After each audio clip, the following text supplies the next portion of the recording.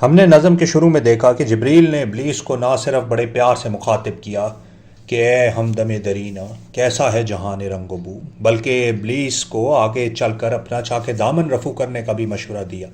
لیکن ابلیس کی ایروگنس اسی طرح قائم رہتی ہے جس کے لیے وہ مشہور ہے۔ اس لیے اب ہم دیکھیں گے کہ نظم کے اس آخری حصے میں جبریل علیہ السلام ابلیس کو براہ راست نیم اینڈ شیم کر رہے ہیں۔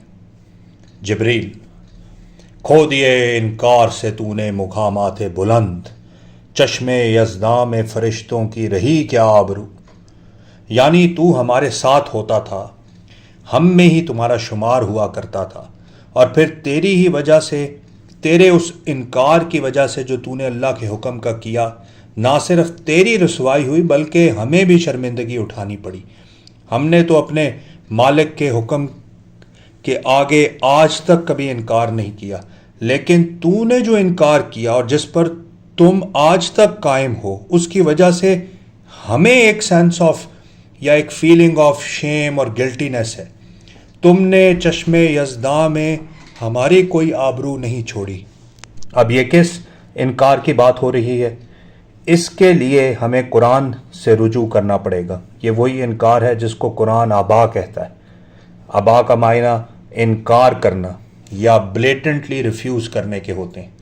اسی انکار یا آبا کا ذکر کم از کم 3 جگہ پر قرآن میں آتا ہے۔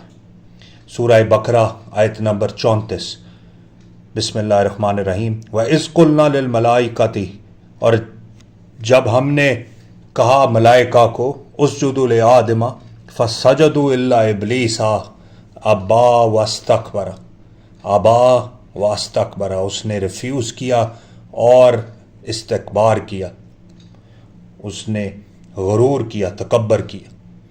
اسی واقعے کا ذکر کرتے ہوئے سورہ ہجر میں اللہ تعالیٰ فرماتا ہے آیت نمبر 30 اور 31 میں کہ سجد الملائکۃ کلہم اجمعون، اور تمام کے تمام ملائکہ سجدے میں گر گئے یا انہوں نے سجدہ کیا اللہ کے حکم پر۔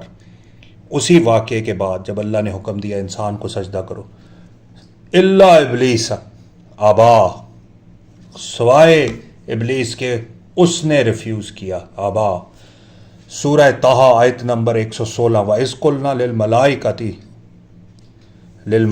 اسْجُدُوا لِآدَمَ فَسَجَدُوا، تمام نے سجدہ کیا، فَسَجَدُوا الا ابلیس ابا، اس نے ریفیوز کیا، ہی ریفیوزڈ۔ یہ وہ انکار ہے جو ابلیس نے کیا، اور یہ وہ انکار ہے جس کا ذکر اقبال جبرائیل کی زبان سے کروا رہے ہیں، اور اس کے بارے میں جبریل کہہ رہے ہیں کہ کھو دیے انکار سے تو نے مقامات بلند، چشم یزداں میں فرشتوں کی رہی کیا آبرو۔